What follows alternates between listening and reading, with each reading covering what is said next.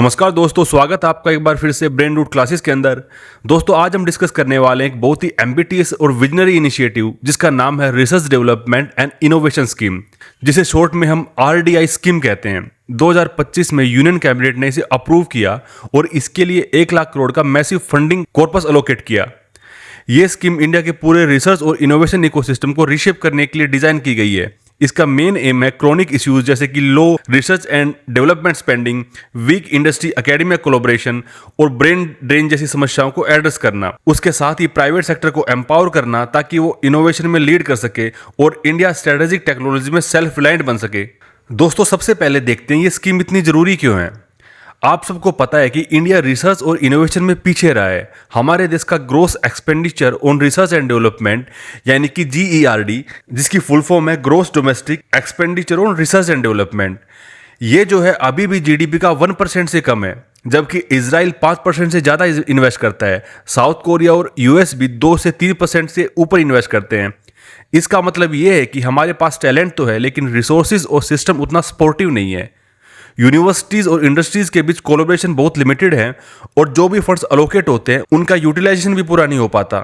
ऐसे में RDI scheme एक टर्निंग पॉइंट की तरह सामने आती है क्योंकि इसका डिजाइन बहुत टारगेटेड और फॉरवर्ड लुकिंग है। दोस्तों अब ऑब्जेक्टिव्स पर बात करते हैं। आरडीआई स्कीम का मेन गोल है प्राइवेट सेक्टर को एक्टिवली एंगेज करना सनराइज सेक्टर्स के अंदर, जैसे कि artificial intelligence, quantum computing, biotechnology, green technologies, cyber security और एडवांस मटेरियल्स। इसका दूसरा बड़ा उद्देश्य है हाई रिस्क वाले प्रोजेक्ट्स को फंड करना, स्पेशली वो जो टेक्नोलॉजी रेडीनेस लेवल यानी TRL 4 और उससे ऊपर है।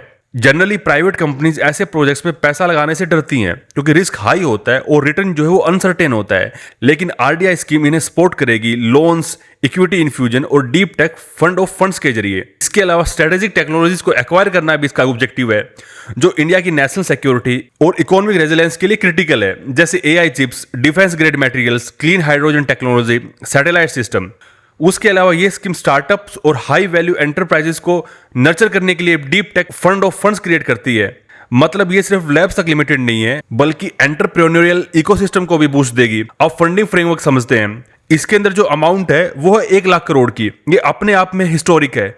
फाइनेंसिंग मॉडल 3 पार्ट्स में डिवाइडेड है, long term loans at minimal और जीरो इंटरेस्ट।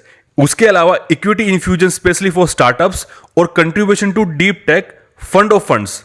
दोस्तों इसके अंदर ग्रांट्स या शॉर्ट टर्म लोन्स इसमें शामिल नहीं है क्योंकि इसका एम है सस्टेनेबल सपोर्ट। ये कोई बेल आउट पैकेज नहीं है। ये स्कीम प्रोजेक्ट कॉस्ट का 50% तक कवर कर सकती है और स्पेशल केसेस में empowered group of secretaries decide करेगा कि एक्सपेक्टेशन अलाउ होगी या नहीं। अब दोस्तों इसकी गवर्नेंस स्ट्रक्चर को देखते हैं। स्कीम का फर्स्ट लेवल कस्टोडियन है अनुसंधान नेशनल रिसर्च फाउंडेशन यानी कि ANRF, जिसके अंडर एक स्पेशल पर्पस फंड बनाया गया है। Governing board of ANRF strategic oversight देगा और एंश्योर करेगा कि scheme national science and technology goals के अलाइंड हो। सेकंड लेवल फंड मैनेजर्स होंगे स्पेशलाइज्ड इंस्टीट्यूशंस जैसे alternate investment funds, development finance institutions, NBFCs, technology development boards, IIT research park और research clusters. इसका मतलब है कि फंड मैनेजमेंट डिसेंट्रलाइज्ड होगा और स्पेशलाइजेशन के साथ डाइवर्स भी रहेगा। दोस्तों अब देखते हैं ये स्कीम गेम चेंजर क्यों मानी जा रही है। दोस्तों फर्स्ट ये रिकॉग्नाइज करती है कि प्राइवेट सेक्टर का रोल क्रिटिकल है। अभी तक R&D में पब्लिक सेक्टर डोमिनेट करता रहा है लेकिन प्राइवेट कंट्रीब्यूशन सिर्फ 36% है, जबकि डेवलप्ड कंट्रीज में ये 70% तक होता है। ये स्कीम एक कैटलिस्ट इफेक्ट क्रिएट करेगी। Public investment often private investment को मल्टीप्लाई करता है। आरडीआई स्कीम से ओवरऑल R&D स्पेंडिंग कई गुना बढ़ सकती है। उसके अलावा थर्ड ये कमर्शियलाइजेशन पर फोकस करती है। Industrial R&D market ready products को प्रायोरिटी देता है जिससे डायरेक्ट इंपैक्ट होता है इकोनॉमी के ऊपर, उसे जॉब क्रिएट होती है और रेवेन्यू ग्रो करता है। फोर्थ जो है ये सेल्फ रिलायंस फोस्टर करती है। अगर हम AI चिप्स, डिफेंस मटेरियल्स या स्पेस टेक्नोलॉजी खुद डेवलप कर पाएंगे तो इंपोर्ट पर डिपेंडेंसी कम होगी और आत्मनिर्भर भारत का विजन स्ट्रेंथन होगा। उसके अलावा scheme high quality job create करेगी। रिसर्चर्स, इंजीनियर्स, साइंटिस्ट, टेक्नीशियंस और स्किल वर्कर्स, इन सबको नई अपॉर्चुनिटीज मिलेंगे। लेकिन दोस्तों जो चैलेंजेस हैं वो भी कम नहीं है।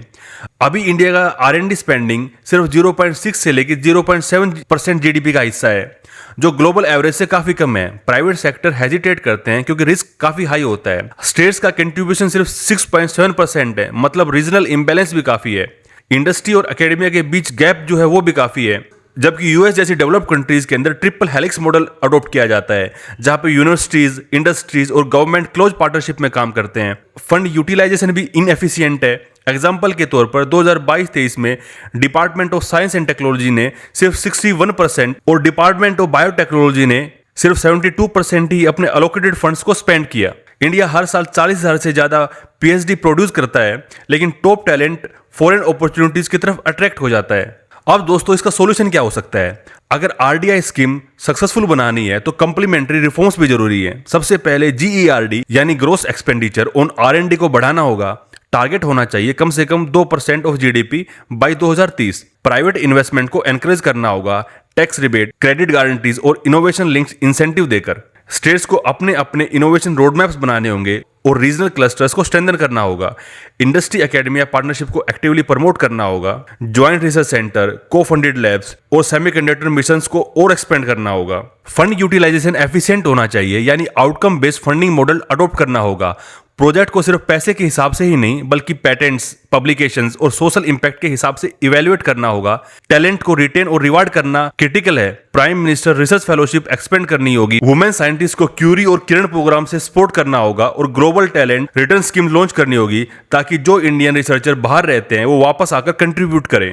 दोस्तों ये समझना भी जरूरी है कि आरडीआई स्कीम अकेली नहीं है, ये कई एग्जिस्टिंग इनिशिएटिव्स को कंप्लीमेंट करती है, जैसे अनुसंधान नेशनल रिसर्च फाउंडेशन जो यूनिवर्सिटी इंडस्ट्री कोलैबोरेशन को स्ट्रेंथन करता है। नेशनल एआई मिशन ये जो है हेल्थ केयर, एग्रीकल्चर और एजुकेशन में एआई को इंटीग्रेट करता है। उसके अलावा अटल इनोवेशन मिशन स्टार्टअप्स और इंक्यूबेशन हब्स को प्रमोट करता है। National quantum mission quantum computing, communication और सेंसिंग हब्स क्रिएट कर रहा है। आरडीआई स्कीम इन सब एफर्ट्स को इंटीग्रेट करके एक लार्ज विजन प्रोवाइड करती है। अब दोस्तों थोड़ा एग्जांपल लेते हैं ताकि कॉन्सेप्ट और क्लियर हो पाए। मान लीजिए एक इंडियन स्टार्टअप है जो green hydrogen fuel cells develop करना चाहता है। TRL 5 तक उसने काम कर लिया है। यहाँ पे TRL का मतलब है टेक्नोलॉजी रेडीनेस लेवल 5। उसने TRL 5 तक काम कर लिया है, लेकिन आगे स्केल अप करने के लिए उसे ह्यूज कैपिटल चाहिए। प्राइवेट इन्वेस्टर्स रिस्क लेने को तैयार नहीं है क्योंकि टेक्नोलॉजी अभी प्रूफ ऑफ कॉन्सेप्ट से आगे नहीं गई है।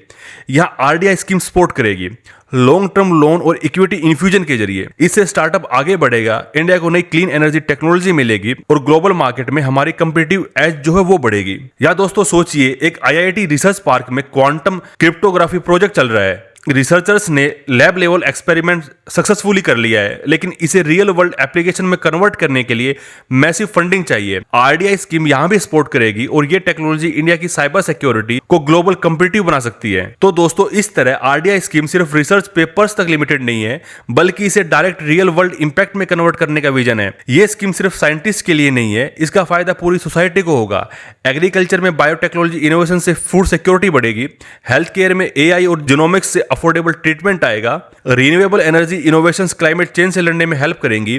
स्पेस टेक्नोलॉजी से कम्युनिकेशन और डिफेंस स्ट्रेंथन होंगे और सबसे बड़ी बात लाखों हाई क्वालिटी जॉब्स क्रिएट होंगी, जिससे हमारी यूथ को एक स्ट्रॉन्ग फ्यूचर मिलेगा। तो दोस्तों यहाँ पे हमारा ये टॉपिक कंप्लीट होता है। उम्मीद आपको पसंद आया होगा। अगर आपको ये टॉपिक अच्छा लगा हो तो कमेंट कर जरूर बताएं, अपने दोस्तों के साथ शेयर करें और बेल आइकन को दबाना बिल्कुल ना भूलें ताकि हर नई लेक्चर की नोटिफिकेशन आपको टाइम पर मिलती रहे।